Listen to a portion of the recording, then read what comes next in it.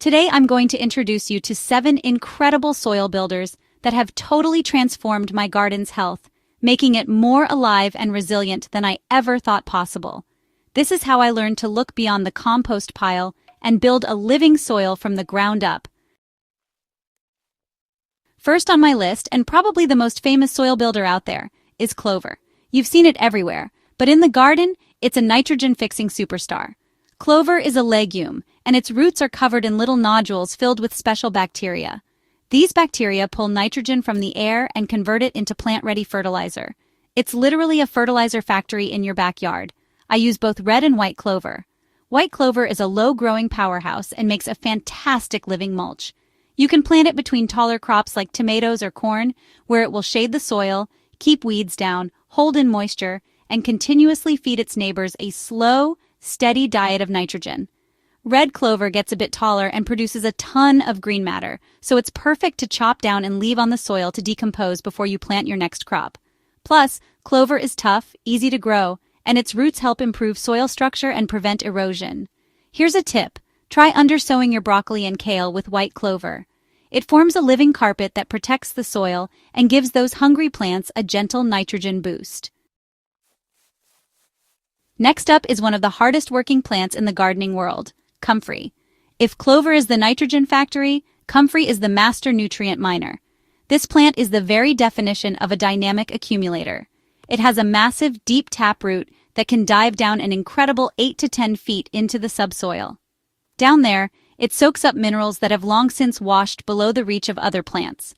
We're talking about potassium, phosphorus, calcium, and a whole bunch of trace minerals. Comfrey then packs all those goodies into its big, lush leaves.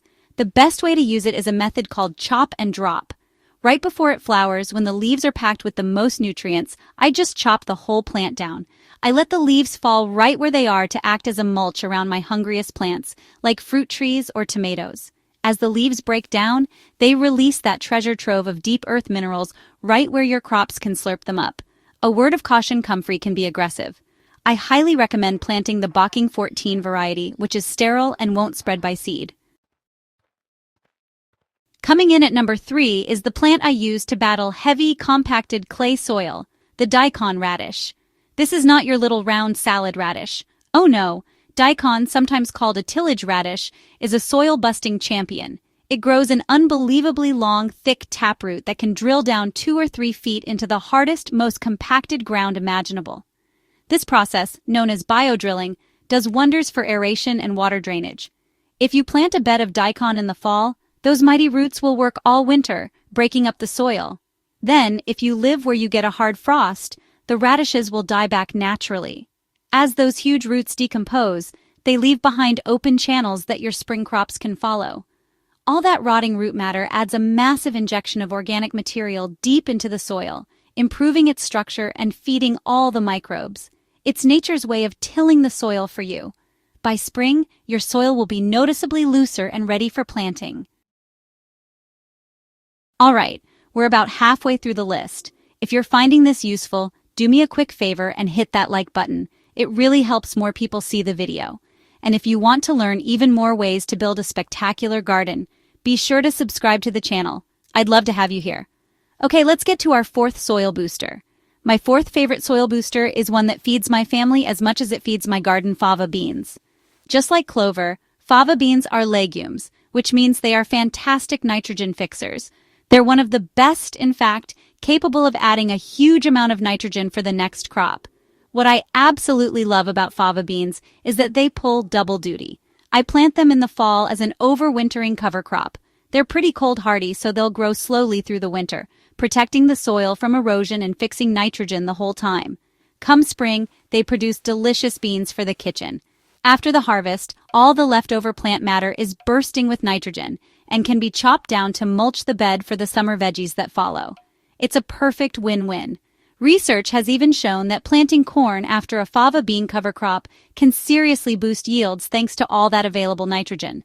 For the absolute biggest nitrogen hit, you should cut the plants down right as they start flowering. But honestly, getting both a soil boost and a delicious harvest is just too good to pass up. At number 5, we have the fastest growing soil improver I know, buckwheat. Buckwheat is my emergency solution for any bare patch of soil in the summer. It grows ridiculously fast, going from seed to flower in as little as 35 to 40 days. That rapid growth creates a dense canopy that completely smothers even the most stubborn summer weeds.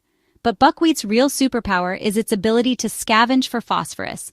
Its roots release mild acids that unlock phosphorus that's chemically bound up in the soil, making it available for other plants. When you cut the buckwheat down, that newly available phosphorus is released for your next crop. The key with buckwheat is timing. You have to cut it down right as it begins to flower, but before it sets seed. If you let it go to seed, you'll have buckwheat popping up everywhere. But if you manage it right, it's an unbeatable, fast-acting tool for improving your topsoil and knocking out weeds. Number 6 is a beautiful flower with a hidden talent for pest control, the French marigold. Soil health isn't just about nutrients. It's also about managing the bad guys you don't want, like harmful pests. One of the most destructive microscopic pests out there is the root knot nematode, which loves to attack tomatoes and peppers. This is where French marigolds, specifically varieties like tangerine or single gold, become your secret weapon. The roots of these marigolds release a chemical called alpha-terthianol, which is highly toxic to these specific nematodes. Now, a lot of people think planting a few marigolds next to their tomatoes will work, but research shows that's not really effective. The nematodes just find the tomato roots instead. For real control, you need to plant a dense block of French marigolds as a cover crop for at least 2 months in the area you plan to plant your veggies next. This solid planting forces the nematodes to encounter the toxic roots. It's a beautiful biological way to clean your soil of a major pest. Finally, my 7th favorite soil booster is the undisputed champion of winter cover crops, hairy vetch. If you want to inject a massive amount of nitrogen and organic matter into your garden over the winter, look no further. This sprawling, viney legume is an absolute beast when it comes to producing biomass and fixing nitrogen. Planted in the fall, it starts slow but establishes deep roots.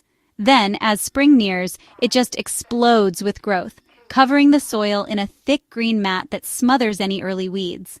Hairy vetch is one of the top nitrogen providers out there, capable of fueling a heavy feeding crop like corn or tomatoes for most of the season. Its dense vegetation also protects the soil from winter rains and improves water penetration. Because it's a vine, it can be a bit wild. A great trick is to plant it with a friend, like cereal rye. The sturdy rye acts as a natural trellis for the vetch to climb, making it much easier to manage in the spring.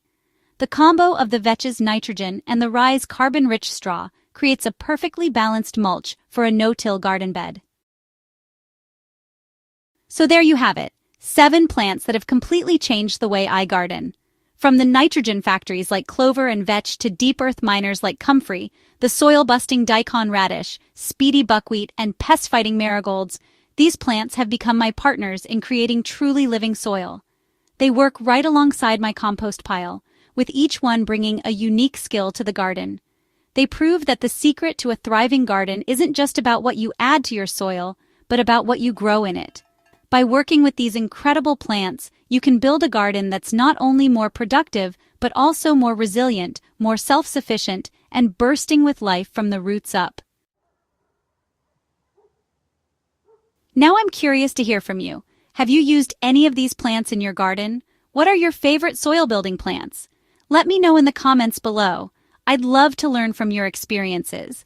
And if you found this helpful and want to discover more ways to build a healthier garden, I'd be thrilled if you'd subscribe to the channel.